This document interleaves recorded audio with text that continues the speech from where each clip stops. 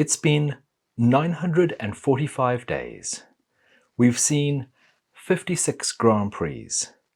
It's been 2.5 years since Lewis Hamilton last won a Formula One race. After the controversy in Abu Dhabi, where he was 10 corners away from being an 8th-time world champion, he's had to watch as Ferrari, McLaren, and of course Red Bull have taken the checkered flag. He's seen his teammate claim both of Mercedes' victories in the ground effect era. All that time, never tasting the winner's champagne. Welcome to Michael Potts F1.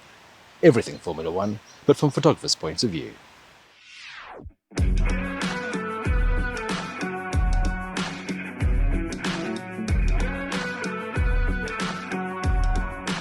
Round 12, the British Grand Prix from Silverstone.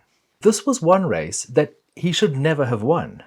4th place should have been the most he could have achieved. But this is Silverstone, and he is the master of changeable conditions. But in reality, this was Lando's race to win. Lando drove outstandingly well after getting jumped at the start. He was magnificent to take the lead in difficult conditions as the rain came down. But McLaren got greedy, and they made a number of mistakes for both drivers when changing from slicks to inters and then back again to slicks. It was painful to watch. I was on the final corner and seeing Oscar staying out on slicks on a very wet track and seeing him struggle to make the first corner after the pit entry, knowing it would be a long and slippery lap for him. He looked like Bambi on ice. Tiptoeing around the Silverstone circuit put him out of contention for a podium, and this is one pit stop that he's going to regret not double stacking. This is a problem that McLaren have had for the past few races. They should have won, or could have won, every race since Miami. They're now learning that it takes more than building a very fast car and having 2 incredible drivers to win races. Remember, the last time they won a title was in 2008 with Lewis Hamilton, and most of the staff that were winning at that time are no longer part of the team. This is a team that's going to have to learn how to win races from scratch. And they're having to do that in the most intense pressure cooker environment against Red Bull and Mercedes, the 2 most dominant teams in recent Formula One history. Right now, making the right calls at the right time doesn't seem to be in their DNA. They are currently the fastest car, but that advantage may not last. Already we see Mercedes improving, Red Bull will bring huge upgrades to Hungary, and Ferrari will come back after the slump. You have to score the points when they're on offer in this very, very tight F1 season. We did hear some more news on the driver market. Oliver Behrman was confirmed as a Haas driver for 2025. He'll be replacing the Sauber-bound Nico Hülkenberg. I saw him in the paddock on Tuesday wearing both Ferrari and Haas team kits. And while he will be a Haas driver next year, he's very much part of Ferrari's long-term plans. He took part in FP1 driving Kevin Magnussen's Haas, and he managed a credible 14th place, competing 25 laps. It was a very good outing for the young Briton. He was joined by a number of young drivers. Jack Doohan drove Pierre Gasly's car. Doohan is still in contention for that second Alpine seat. Isaac Hadjar, the current F2 championship leader, took Sergio Perez's Red Bull. He only managed 19th in the session, and Franco Colapinto, also an F2 driver, was in for Logan Sargent. Potential Mercedes driver Kimi Antonelli didn't get a practice drive, but he did win his first race. It was a dominant performance in the sprint, in very wet conditions from pole to flag. A lot of the race was behind the safety car, but conditions were atrocious, and many other drivers crashed during the session. This was the kind of result he needed because questions were being asked if he was ready for F1, and I think this sort of result is going to reassure the Mercedes management that they've got somebody special. The Williams team ran a custom livery for this race. It was a massive Union Jack on the engine cover. It lists every name of the 1,500 people who work for Williams. That just gives you an idea about how many people are involved in Formula One and what a huge effort it is to go racing with these 20 cars week in, week out. The livery did look pretty cool, and Williams have produced some absolutely cracking one-off liveries recently. This was race 12 of a 24 season, so exactly halfway in the calendar. As the season starts to take shape, with 4 teams fighting for wins, and while Red Bull are still way ahead in both constructors and drivers' titles, the chasing pack has smelled blood, and the chink in the armour appears to be Sergio Perez. He's now dropped to 6th place in the Drivers' Championship, and his last podium came in China. The pressure on the Mexican star is overwhelming. If rumours are to be believed, he has 2 races to convince Red Bull that he deserves his seat for the remaining races of this year. He has signed a 2-year contract extension, but with Red Bull, no matter what's written on the paper, the reality is it's a rolling race-by-race contract. They can pull the plug at any time. Daniel Ricciardo has been told he has 2 races to impress, and they also have young driver Liam Lawson, who could be an option. Behind the scenes at Red Bull, the drama is still rumbling along. It looks like there was some tension between Helmut Marko and Oliver Mintzlaff on the grid. And while Christian Horner is trying to keep things as normal as possible, each week more and more rumours about disunity leak out. We don't know where Adrian Newey will be going next year, but the head of Ferrari's chassis department, Enrico Cardilli, has just resigned to join Aston Martin, and that's potentially creating an intriguing hole which needs to be filled. But as I understand it, it's now McLaren that's looking favourite to capture the most coveted signature in Formula One. Louis did meet with legendary Queen guitarist Brian May at the British Grand Prix, and this race does always attract a lot of fascinating people, such as Simon Pegg, the Mission Impossible and Shaun of the Dead star, Jamiroquai frontman JK, who I can confirm does like apples, Normal People star Daisy Edgar-Jones, long-distance runner Mo Farah and his family, former Top Gear presenters Jeremy Clarkson and Richard Hammond, Hollywood stars Michael Douglas and Catherine Zeta-Jones, Daniel Francis from Bridgerton, the Scottish rugby legend Finn Russell, and former British rugby captain Owen Farrell. Patrick Mahomes, one of the few quarterbacks to win 3 Super Bowl finals ever. The Kansas City Chiefs player is a major investor in Alpine. For me, photographing Amelia Clark was a highlight. She is the actual mother of dragons. She had a great time taking part in Pirelli's hot laps, as well as making an appearance on the grid. And even more excitingly, spotted in the paddock was best-selling author Ruth Kelly. Brad Pitt and the F1 movie crew were working on a few scenes.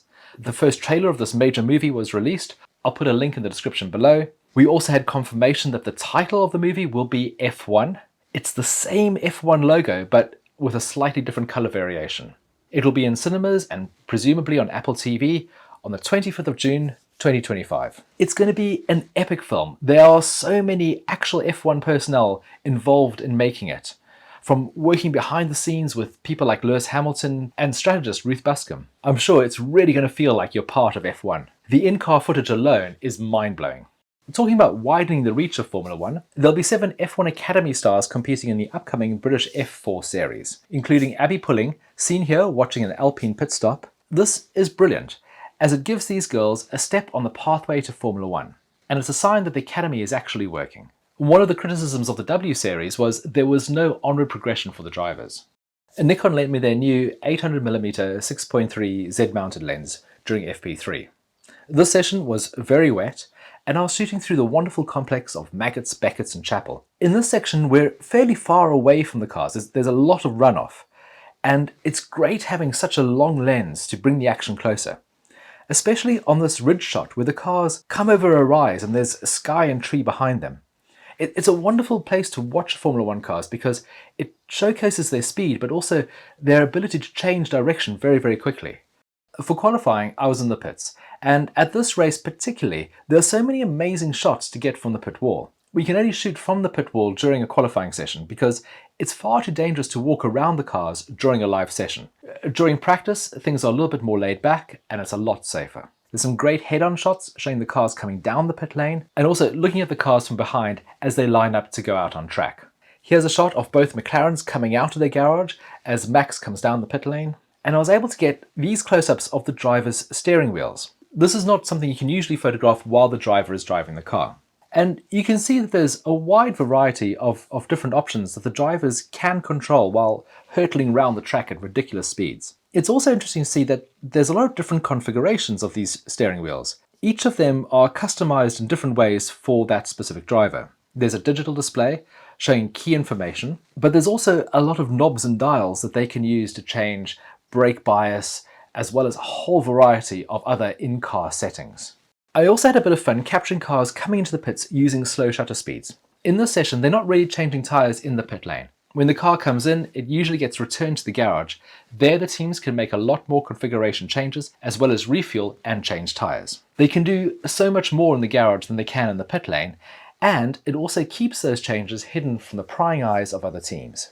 Once the first 10 drivers have been knocked out, so the end of Q2, they walk down the pit lane to the FIA garage.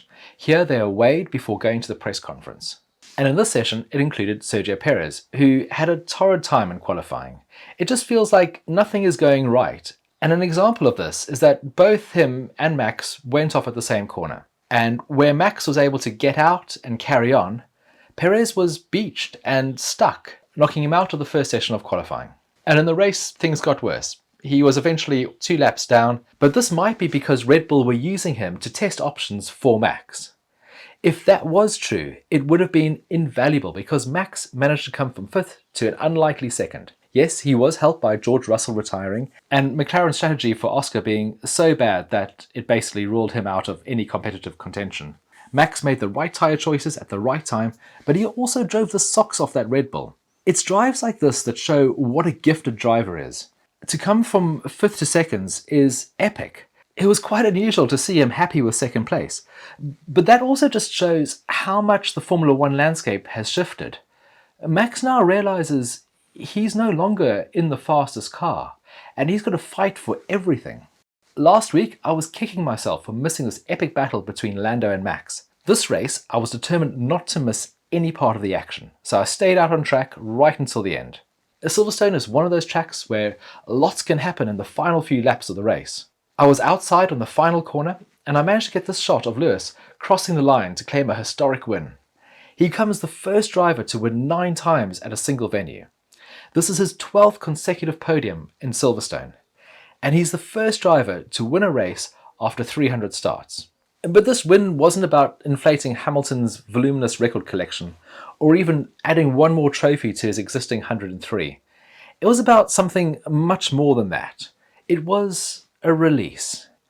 I don't think anyone who has been watching Lewis all of this time has understood how much he was keeping inside. And when he crossed that line, the emotional dam broke.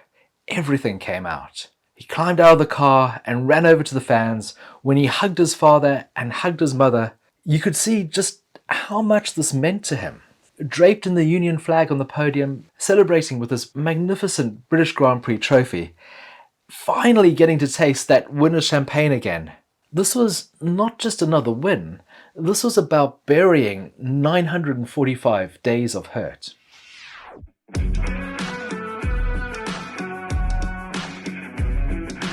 Thank you so much for joining me for this look back at the British Grand Prix. I really do hope you've enjoyed it. It was incredible to see Hamilton win again. Please do let me know your thoughts in the comments below, and if you haven't yet, please do like and subscribe. There is a link below to more photographs from the race, and our next stop is Budapest for the Hungarian Grand Prix. So until then, goodbye.